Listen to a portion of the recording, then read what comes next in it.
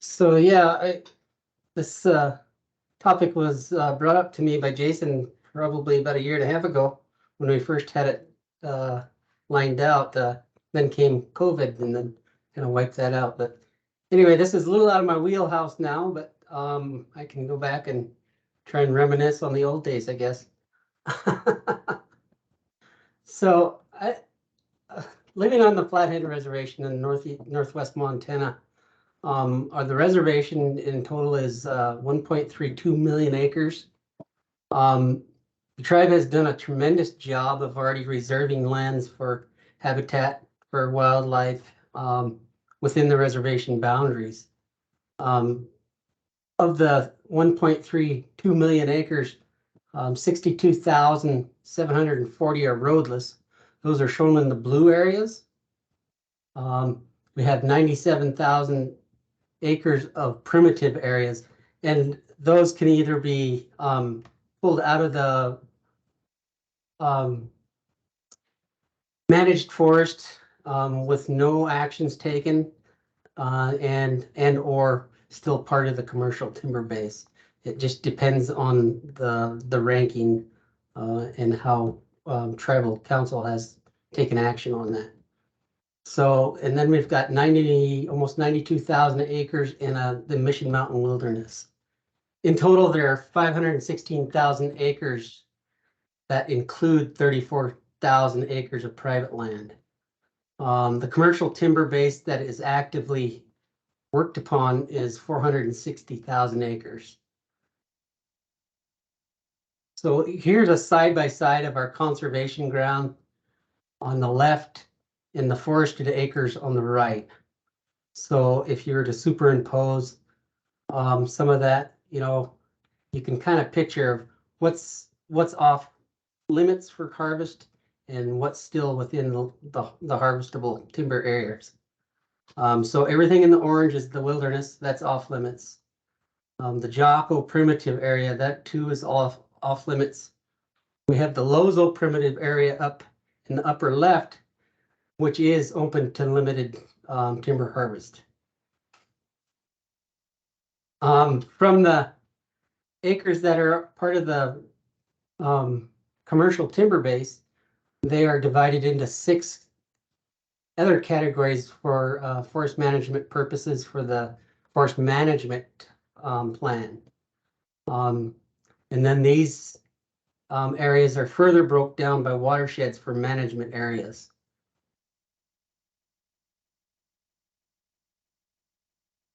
The reservation is kind of semi-unique in the way it's structured.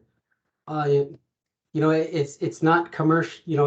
We do have the commercial forest base, but hunting is a huge part of a lot of tribal housing, households, and sometimes that's the only meat they're going to get for the year. So, it's a huge concern for the people of the reservation.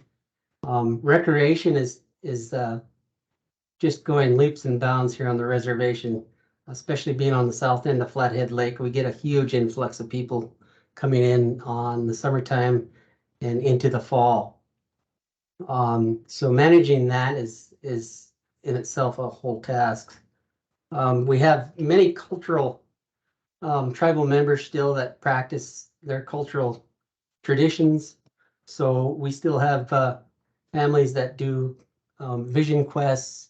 They go out and do family camping trips up into the primitive areas to pick berries and harvest medicinal plants. So you got they also, in conjunction, use some of these foods for food or some of these plants for food sources. The economy is a driving force on the reservation, and many tribal members either make a living through forest products or supplement their day-to-day income. The tribe, through the forest management plan, tries to manage towards what they call pre-European contact. So they're trying to bring the forest base back to what it was several hundred years ago. And that includes mainly in the lowlands, it's going to be the open pine savannas like this, mid-level mixed conifers, and then also we have a substantial amount of lethal fire regime in the upper parts of the missions.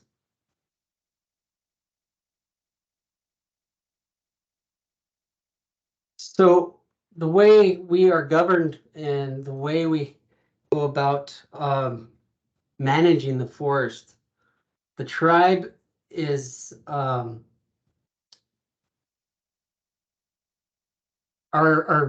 trust assets are supposed to be managed by the BIA.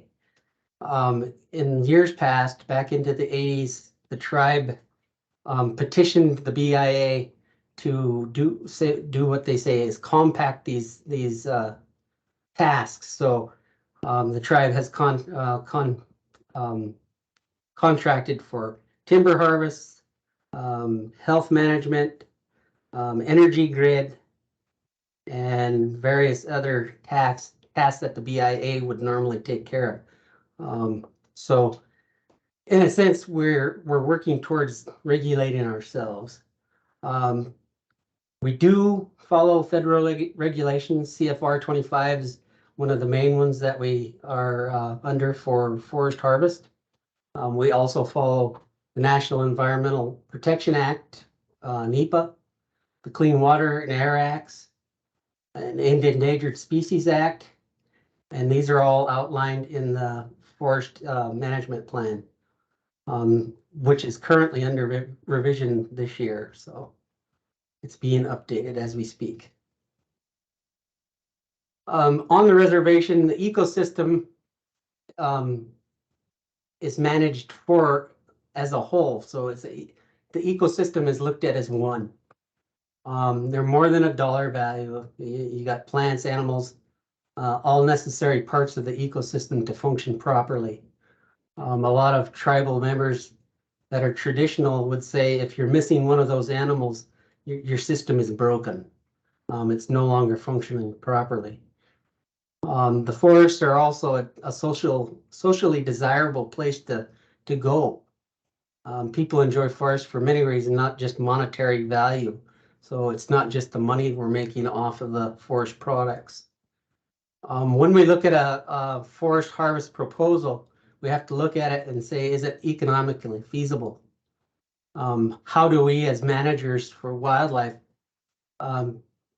keep towards fiscal management and also keep intact habitat for both plants and animals and keep clean streams, clean air.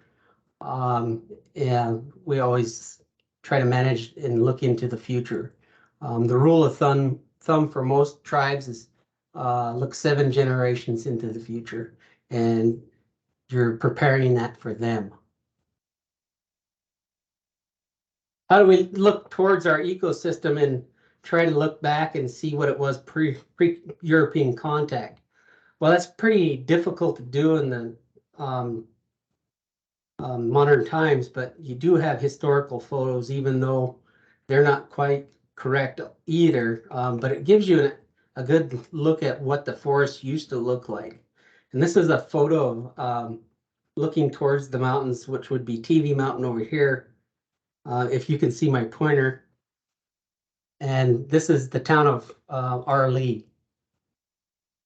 So we have the old photos, we have elders accounts, non-tribal accounts, so historians, oral accounts from people from around the valley. We have fire history and also computer modeling to help. We look at the existing conditions through use of aerial photos, computer modeling, forest inventories, and local and professional knowledge. So boots on the ground is always a must. Our desired condition is designed not only by forestry, but keep in mind that it's a tribal asset. So all of the tribe is involved on this. So we have culture committees chime in on it, tribal members, It is any proposal is open to public comment at a certain point in its writing. Tribal council, our resource professionals, and also computer modeling through forestry. Looking at desired condition, from what we start with to what we want, it's probably going to take more than one rotation of action to get us there, unless it's a even aged structure unit. We slowly work towards what we want through ITS and commercial thinning to try and get where we need to be. So before each timber harvest is final proposal, forestry distributes a feasibility study.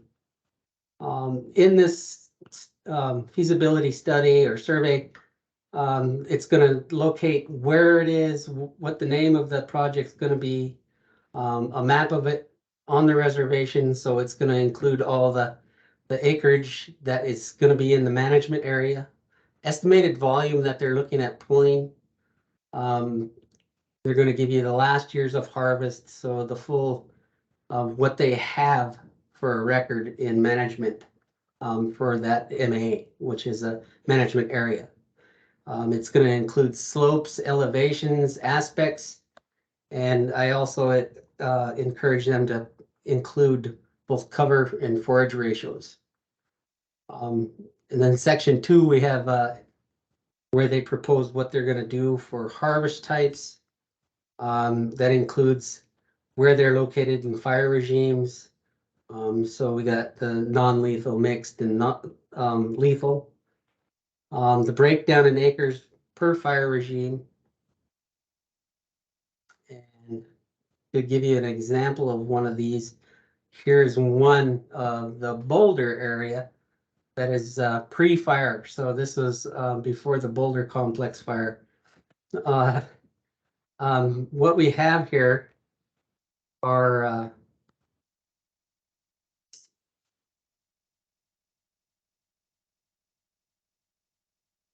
in the red are clear-cut possibilities. So this is what they propose right off the bat. This is their first attempt at getting a proposal through all resource specialists. Clear-cut's going to both include the orange with red striping and pure red units. In the green, we've had shelter wood. So everything down in here in this corner is going to be a shelter wood. In the blue, we have seed tree. So we have some intermixed seed tree units throughout the management area. And then the maroon, which is down over here, is all individual tree selection. So this is their first attempt to run a proposal by resource specialists. And this is what all resource specialists will get. This is the map of the area, the proposed harvest types. And from there, we start in on the other information that we're going to be needing. So we look at road density, the total management area, the acreage in that, total road density within the management area, and then total road density that is open within that management area. And here's a kind of an old graph that shows from Alliance in '83 that the habitat suitability for elk, as miles increase within your miles per square mile, your suitability level goes down. We always shoot, and it's written into our forest plan, to have no more than 4 miles per square mile. So if we look back at this map here, you can see there are a lot of roads in here. We do our best on every entry to whittle that down, and it's always a goal to get to where we're supposed to be at 4 miles per square mile. But that too is not going to happen in one entry. Most of our road system was built in probably the 30s, mid 30s, and so everything was very close together. So another tool that I used to use for grizzly bear habitat and through the conservation strategy was the moving windows program. So I have this sent into GIS and they do an evaluation on the amount of roads going through each section. And that in the dark blue area is very high road density. And as you can see in these areas, it's very light. So there's no roads in there. And that's some of the roadless areas on the reservation. I would push them to close as many roads as possible. And especially now, since everything in this area here, in the management area from about the bottom third up is pretty well scorched from the boulder complex. Threatened and endangered species. Again, the grizzly bears, I use several tools for that. There are certain standards that we have for harvest timing. We'll put timing restrictions on them for grizzly bear movements. In an area down in Boulder, back to this slide, this is along the lake shore, so this is kind of residential. Even though this is all grizzly bear area, I wouldn't promote grizzly bears to be in this for habitat reasons, other than just kind of passing through, at least where the housing units are down in the yellow areas here. So it's not encouraged for them to be there. So my management goal is not to have them bears there full time because that's just going to create conflict. I'd rather have them either mid slope or further up in the alpine areas. And so I will tailor my proposal or my EA for that through both road closures, permanent versus temporary. I try to get them to recontour everything I can. They don't like to do that very well because of the expense of it. So, but constantly pushing to close roads for grizzly bears. Throughout this process, you know, it feels like time is standing still sometimes. Our harvest proposals can come 1 year and last a year or so before they're fully through the IDT team.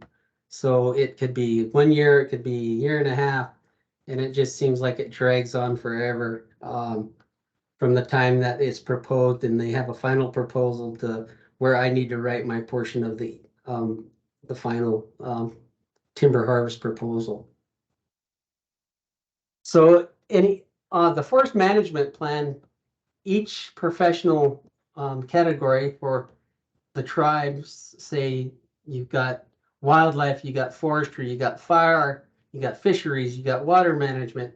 Each one has their management concerns, and they also have standards written into the forest management plan. So, in the proposal or the feasibility study, there's a portion in there that gives me the opportunity to say what I see as a problem for either species of concern or T&E species. So Boulder has the full suite. It has wolverines, it has grizzly bears, it has Canada lynx. Canada lynx are kind of migratory through there and only use it occasionally, as do wolverines, but they are there and they have to be taken into consideration. And before the fire, we also had a bald eagle nest on the base of Boulder. So, you know, it had the full suite of problem animals that we have to have really high concerns for when we look at management. The IDT, the Interdisciplinary Team. So this is where all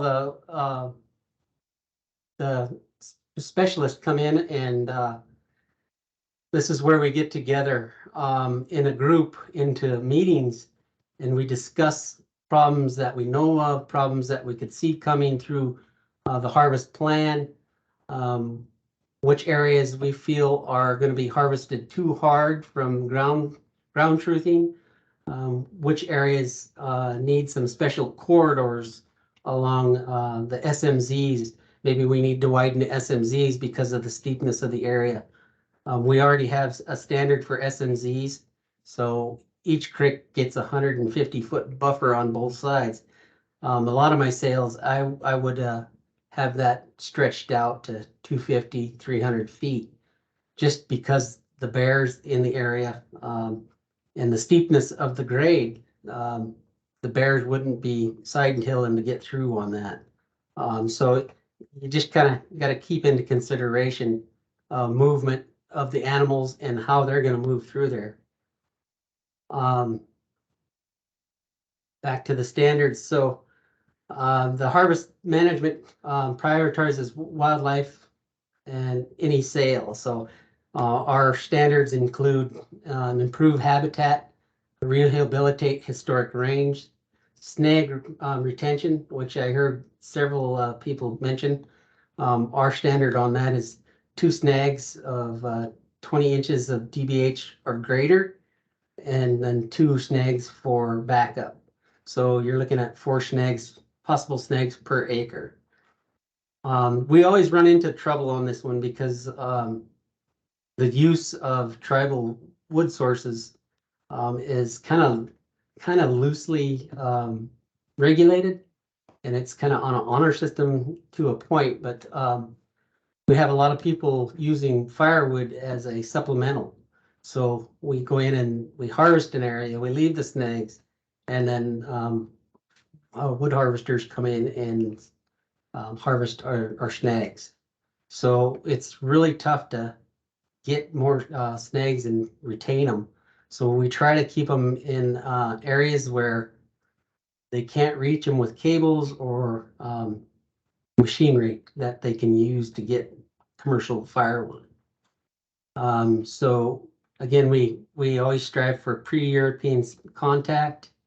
We're always looking to increase big game habitat and habitat effectiveness, winter habitat for ungulates, and then fire. We're always looking to move our ecosystem towards a system to where we can use fire on occasion to keep it open and to the desired way that was pre-European contact.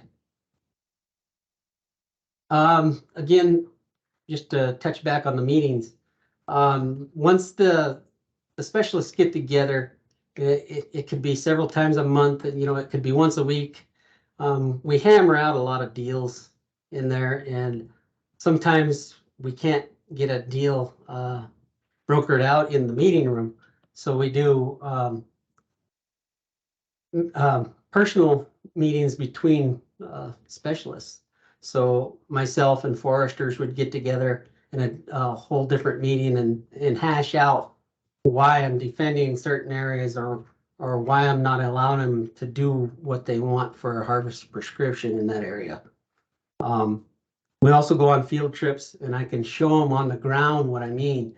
I might be trying to salvage a migratory trail for big game. In the Boulder, there was one that goes completely up the face, and it's one of the only ridges that is not so steep that the animals would have a hard time moving up and down in the wintertime. I had them put a travel corridor on that also. That kind of went up in flames, no pun intended, but it was kind of destroyed in the Boulder complex. My agreements, when I had agreements between specialists, I always noted them in my notes on my working map, and so I could get them into my document. I always put the names of the foresters or other professionals that I had talked to and made the deal on the date. I always wanted to document that, so that went in with my draft into the EA. It didn't always make it into the EA for final publication, but at least the notes were there, and I can prove that they were there when I sent it into them. Mitigations and regulations. We pretty well cover it in our forest standards. Like I said, we have standards on miles per square mile. And even though we're still working on that on most of our sales, we are working towards that.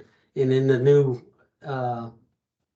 version of the forest management plan, that is kind of noted that it's more of a working plan than set in numbers in a given year or a given entry.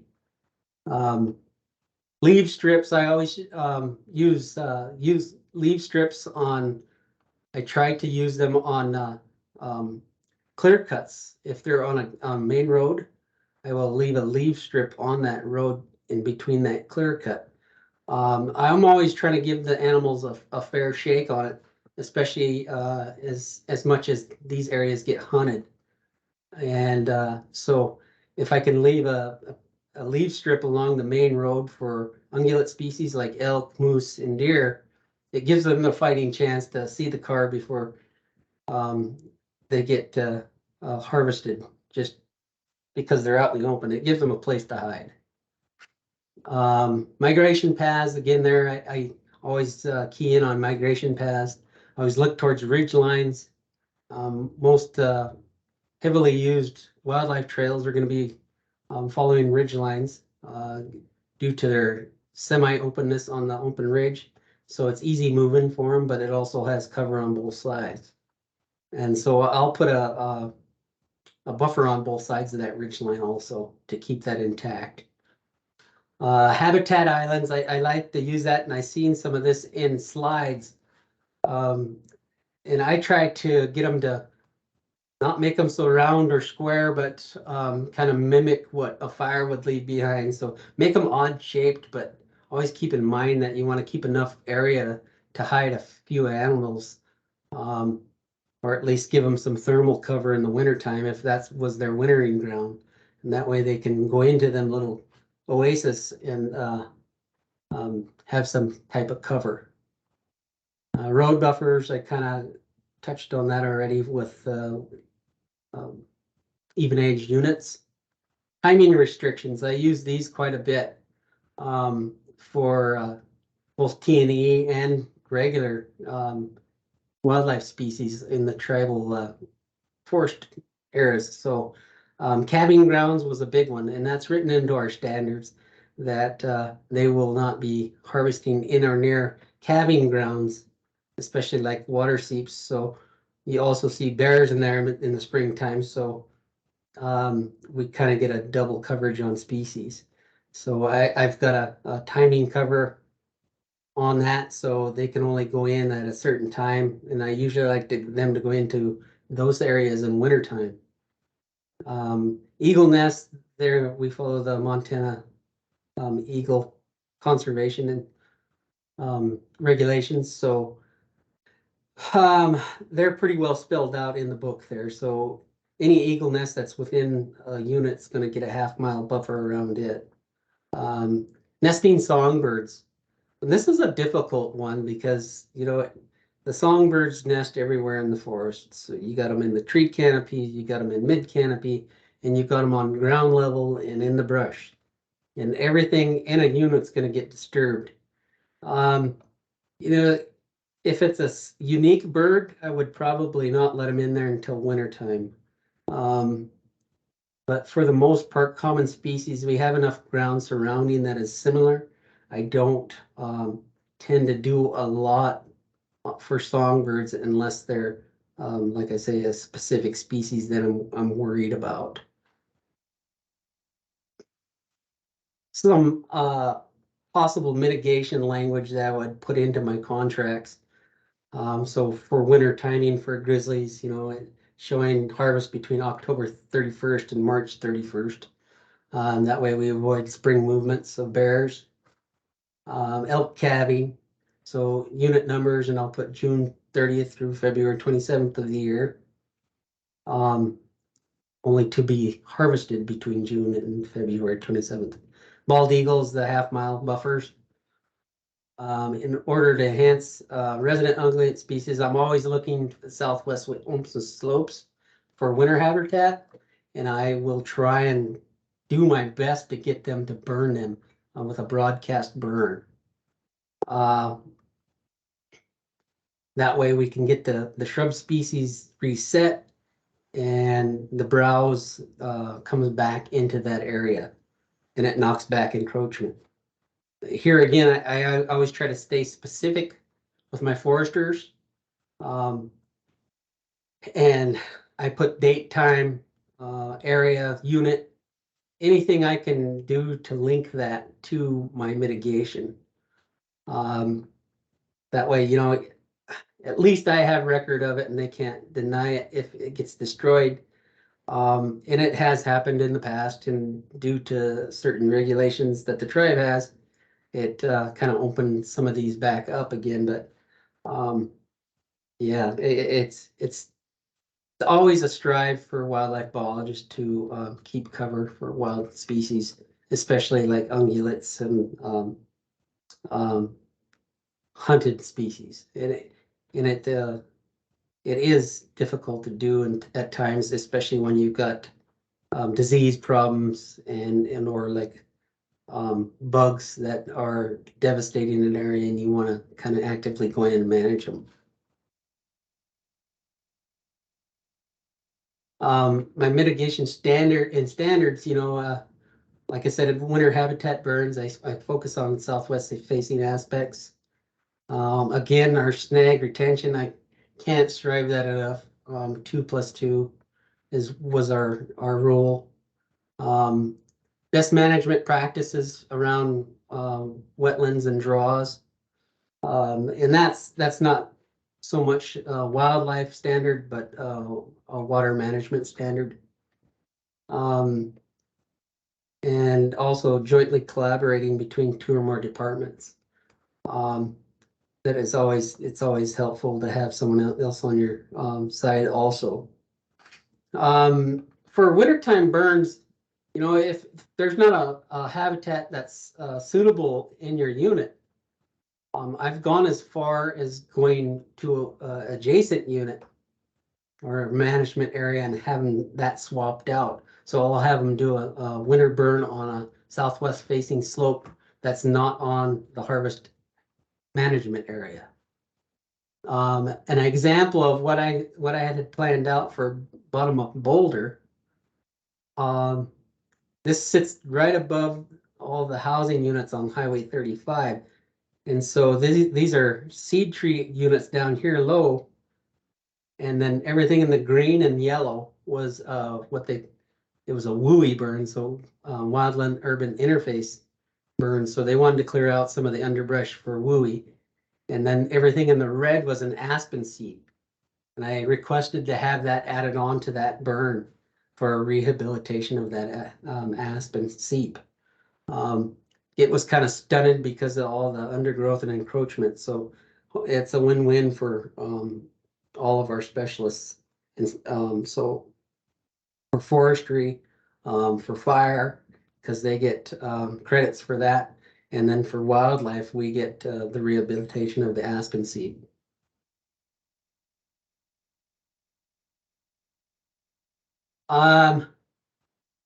This is, for me, you always have to look at a sale and say what document is needed from my end. The tribe, a biologist doesn't just specify or, specifically stick to one type of treatment. I was always involved in WUI. I was involved in what they call red and dead take from tribal members, firewood blocks. So it depends on what it was, depending on what kind of the document you write for the forestry division. So if it was 70 acres of live and or 250 acres or less of red and dead, that would be considered a sanitation salvage, and I could do a CAD-X on that as long as there wasn't T&E species in there. If it was WUI, it was under 250 acres, and it had to been within 2 miles of urban or housing developments.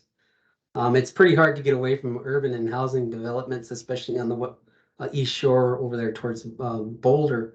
So we did a lot of WUI units over there and over towards Hot Springs. What other tasks are involved on the harvest? you have to look at follow-up activities for each unit and or management area. So that's all taken into account too. So if you're looking for a longer term disturbance regime, say you're looking years out on some of the burning, you have to have that addressed in there. So so make sure that if you do have something written in there for habitat enhancement and or habitat salvage, you'd want that written in your document. With P&E species, if they're not there, I would just write basically that was my portion of the EA. So I just write my normal document, my past, present, and future thoughts on disturbance. If there are P&E species in there, that's at least a BA on my end. And I have to go into informal consultation with the Fish and Wildlife Service via our superintendent's office. So being a tribe, there are some extra steps that I do have to take and jump through. A lot of our paperwork has to be sent through the specialists here to the superintendent's office. From there, they get sent to Portland and then get approved, and then they get sent back. So you better make sure that you have it written right, or it's coming back and it's going to reset the clock on some of that, especially the consultation part from Fish and Wildlife Service. That has been a challenge for some of our forestry projects that were coming up, and they didn't quite get that. Once they changed their mind on something, that has to go back through that informal consultation and or formal consultation. If there's a take, that's where you get your formal consultation. And I always pushed the forestry division not to push it that far. It's just not, it's not one of those things that I like to do, is going and write the biological opinion, but it also makes for a longer timeline for them. So if they're willing to work with me, we can usually work away from that. And it's a little easier on both of us and a lot less time restrictive on it. From there, I'll open it up to questions. I've got a couple slides here showing some of my references for images and some of the information for my forest management plan. And then I've got also some thoughts and some of the things I used to use for forest units for mitigations also.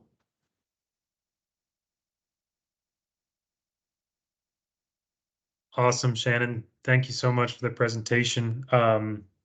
We've got a couple questions here in the chat box as well. One thing I really like that you said, though, picked up on it, is that you guys look 7 generations out in the future. And I know I could speak for myself to say that I would really benefit from kind of expanding my timeline and thought and ecological management. So I thought that was a really awesome concept there. Jason asked a question earlier on. You used an acronym ITS. Is that for individual tree selection harvest? Yeah, it is. I always like to tease our forestry guys and say this individual tree standing, but but yeah, no, that's ITS, an individual tree selection. Great, thanks. And Chris just asked, are completed timber program scoping notices and EAs posted somewhere on the Confederated Sedition Kootenai Tribe's website? I don't know if they hit the website, but I know they go through the Charcusta in the public notices.